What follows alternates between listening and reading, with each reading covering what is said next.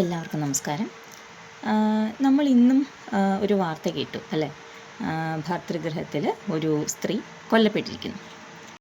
ആ കുട്ടി വല്ലാതെ തടിച്ച ശരീരപ്രകൃതമുള്ള ഒരാളായിരുന്നു. അപ്പോൾ അത് പറഞ്ഞ് നിരന്തരം ആ കുട്ടിയെ പീഡിപ്പിച്ചതിന് ശേഷമാണ് അയാൾക്ക് കൂടെ കൊണ്ട് നടക്കാൻ മടിയായതുകൊണ്ട് ആ പെണ്ണിനെ കൊന്നുകളഞ്ഞു. ഇതേപോലെ തന്നെ പാമ്പിനെ കൊണ്ട് കടിപ്പിച്ച് കൊന്ന ഉത്രയുടെ കഥയും നമ്മൾ കണ്ടതാണ്. അപ്പോൾ ഈ ബോഡി ഷെയ്മിങ് ഇതിനെക്കുറിച്ച് എനിക്ക് പറയണമെന്ന് തോന്നി. കാരണം ഒരു മനുഷ്യൻ തടിച്ചിരുന്നാലും മെലിഞ്ഞിരുന്നാലും അതെല്ലാം പരമശക്തനായ ആ ഒരു നമ്മുടെ സൂപ്പർ പവർ നൽകുന്നതാണത്. ഒരു മനുഷ്യൻ തടിച്ചിരിക്കുന്നു, മെലിഞ്ഞിരിക്കുന്നു, അയാളുടെ മൂക്ക് അങ്ങനെയാണ്, അയാളുടെ കണ്ണിങ്ങനെയാണ് എന്ന് തുടങ്ങിയ സംസാരങ്ങൾ നമ്മൾ നിരവധി കേൾക്കുന്നതാണ്. ഞാനും ഈ ബോഡി ഷെയ്മിങ് ഒരുപാട് അനുഭവിച്ചൊരു വ്യക്തിയാണ്. മെലിഞ്ഞിരുന്നത് കൊണ്ട് ഒരുപാട് ഞാനൊന്ന് കരയാത്ത ദിവസങ്ങളില്ല. പക്ഷേ ഇവിടെ നമ്മൾ മനസ്സിലാക്കേണ്ട ഒരു കാര്യം, നമ്മുടെ ശരീരത്തിൻ്റെ ഓരോ അണുവിനും അതിൻ്റേതായ ഫീച്ചേഴ്സ് ഉണ്ട്. അതെല്ലാം നമുക്ക് നൽകിയിരിക്കുന്നത് നമ്മുടെ പരമശക്തനായ ദൈവമാണ്, അതായത് സുപ്രീം പവർ. അപ്പോൾ ആ ഒരു പവർ നൽകിയ ഫീച്ചേഴ്സാണ് നമ്മുടെ ശരീരത്തിനും ആത്മാവിനും എല്ലാം ഉള്ളത്.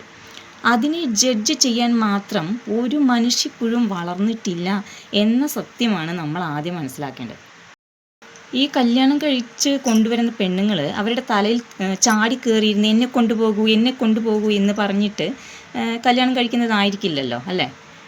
നാട്ടിൻ ആചാരപ്രകാരം പെണ്ണ് വന്ന് കണ്ട് ഇഷ്ടപ്പെട്ട് എൻഗേജ്മെൻറ്റ് കഴിഞ്ഞ് കല്യാണം കഴിഞ്ഞ് എന്നിട്ട് അവൻ എല്ലാ രീതിയിലും ഉപയോഗിച്ചതിന് ശേഷം അത് പോരാ ഇത് പോരാ അങ്ങനെ പോരാ എന്നൊക്കെ പറയുന്നത്, അതിൻ്റെ സംസ്കാരം എന്താണെന്ന് എനിക്കിപ്പോഴും മനസ്സിലാവുന്നില്ല. എൻ്റെ പരിചയത്തിലുള്ളൊരു കുട്ടി, അവൾ കല്യാണം കഴിഞ്ഞിട്ട് ഇതേപോലെ എല്ലാ മുറപ്രകാരവും കല്യാണം കഴിഞ്ഞിട്ട് ഒരു കുട്ടി ജനിച്ച ശേഷമാണ് അയാൾ പറയുന്നത്, എനിക്ക് നിന്നെപ്പോലെയുള്ള പെണ്ണിനെയല്ല വേണ്ടിയിരുന്നതെന്ന്. അവൾ സൂയിസൈഡിന് അറ്റംപ്റ്റ് ചെയ്തു. ഭാഗ്യത്തിന്, ആ കുഞ്ഞുങ്ങളുടെ ഭാഗ്യത്തിന് അവൾ മരിച്ചില്ല. ഇതിന് കൂട്ടു നിൽക്കുന്നതും പ്രോത്സാഹിപ്പിക്കുന്നതും സ്ത്രീകളാണ് എന്നതാണ് ഏറ്റവും നീചമായൊരു കാര്യം. അതുകൊണ്ട് തന്നെ ഇത്തരം സ്ത്രീകളോട് അങ്ങേയറ്റം പുച്ഛമാണ് എനിക്കുള്ളത്. കാരണം അവർക്ക് ഇത്ര പോലും മനസ്സിലാക്കാൻ കഴിവില്ല.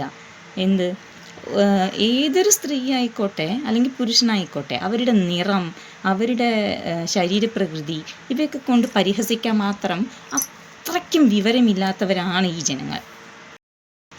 എല്ലാ സ്ത്രീകളോടും എനിക്ക് പറയാനുള്ളത്, ഇത്തരം പരിഹാസശരങ്ങൾ നിങ്ങൾ നേരിടുന്നുവെങ്കിൽ അവരവഗണിക്കുക.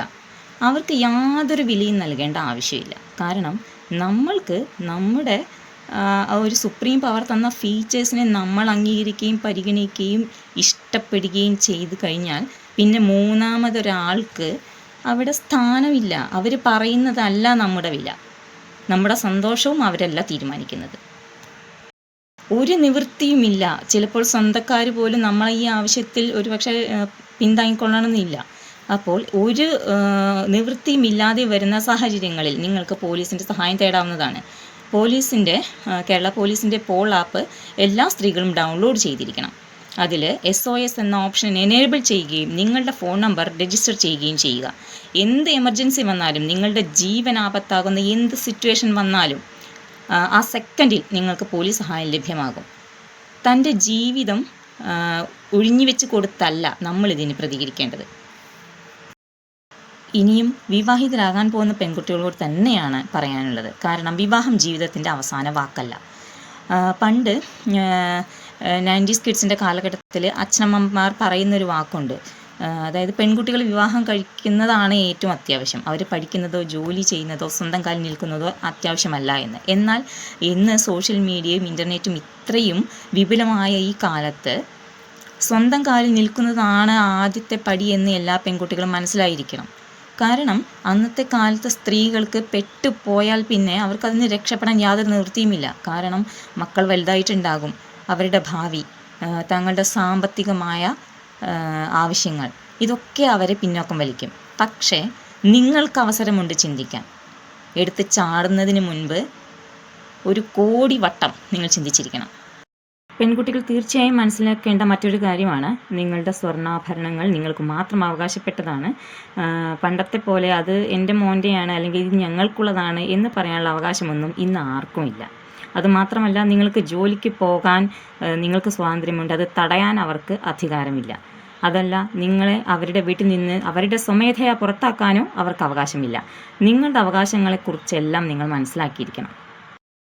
വിവാഹിതരായ പെൺകുട്ടികൾ ഹസ്ബൻഡിൻ്റെ വീട്ടിലേ താമസിക്കാവൂ എന്ന് നിയമത്തിൽ എവിടെയും പറയുന്നില്ല. മാത്രമല്ല, അവരുടെ ഇൻലോസിൻ്റെ കാര്യങ്ങൾ നോക്കണമെന്നും എവിടെയും പറയുന്നില്ല. എല്ലാ നിയമവശങ്ങളും എല്ലാ പെൺകുട്ടികളും സ്ത്രീകളും മനസ്സിലാക്കിയിരിക്കും.